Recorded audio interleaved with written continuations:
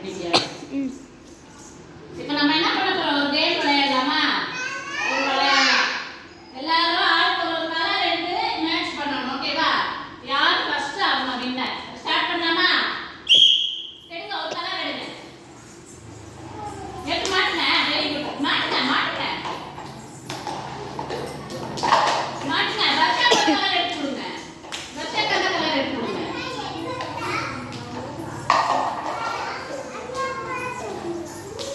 சம்யுக்தா நல்லா எடுக்கு. என்ன கலர் எடுத்துறீங்க தர்ஷினியா? கலர் சேஞ்ச் பண்ணி எடுத்துங்க.